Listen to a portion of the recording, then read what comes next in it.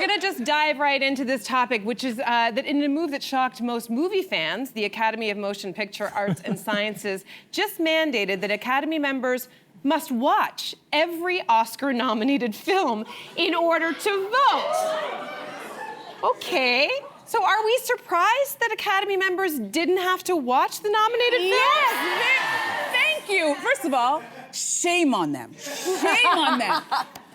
First of all, I'm gonna say they should have never let this information get out, because now I'm gonna have a very hard time taking the Academy seriously, because you literally had one job. And right now I'm thinking about the actors who put their blood, sweat, and tears into their performances. Take Timothy Chalamet, who in his role as Bob Dylan talks about taking 5 years to really master this role. And then to hear that the people who are deciding whether you get a trophy or not, they sometimes just don't watch the movies. That is so disrespectful. And I'm also thinking about people who were nominated and didn't win, and probably felt like, I kind of feel like I should have won. And then they hear this news, and now I'd be thinking about the person who won and go, oh, so how did you win? Is it nepotism? Was that your sister, your brother, your friend from high school? How much money did you pay for that? Or did you not watch my movie because it's a Black woman movie and you didn't think it was for you? Right? It's opening up too many conversations, and I think this is a major misstep. Also, by the way, every year, what are we talking about with the Academy Awards? Their ratings are declining every single year. Now you're gonna let this information come out? Bad move, sorry. This is terrible, and I feel bad for everybody involved. Yeah. Were you surprised, Dan? I was surprised. I mean, a little bit. You don't really believe it means anything to start with, right? Yeah, Really?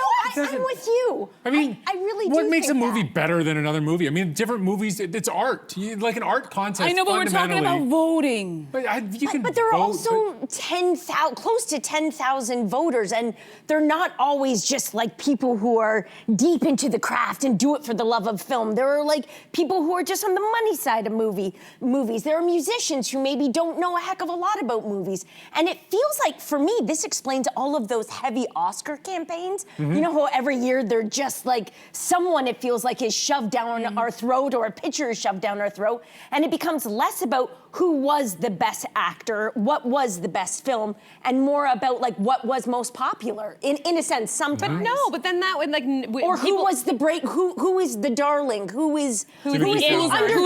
Who's the next big star? There's a story built around who is going to win, and that campaign is pushing that story. And so the voters are almost voting on what is the best narrative, which is great for movies, but they're not voting on the actual movies, they're voting on the real life story. But it's such a disservice to independent filmmakers who are like, I don't have that money, so that means I don't get a chance. Independent filmmakers have been saying that for years about this. I know. They're like, for them, they're like, well, yeah, no kidding. I know, that's why to have this information. I went to film school, I will just say. And I know... Thank you for your service. Thank you. Wait, no.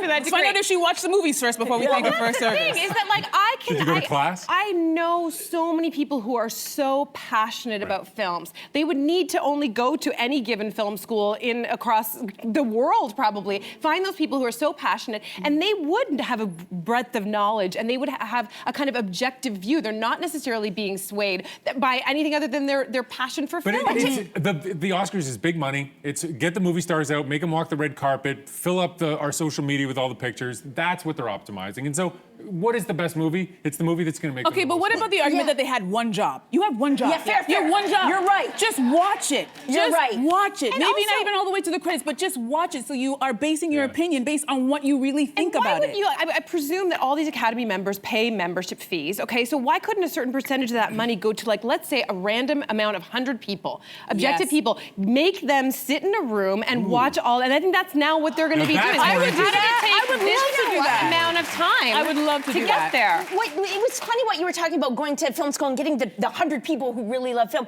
I feel like those lists are out there on the internet. They're like... They're called Rotten Tomatoes? No, specific film magazines and academies, they do have like the 100 best movies of each year or of all time. Those lists are amazing. Check out those lists. Yes. Hey, you, come a bit closer. We've got so many more must-see interviews, spicy debates, lifestyle tips, and pop culture moments. So subscribe to our channel by tapping the logo below and don't miss out.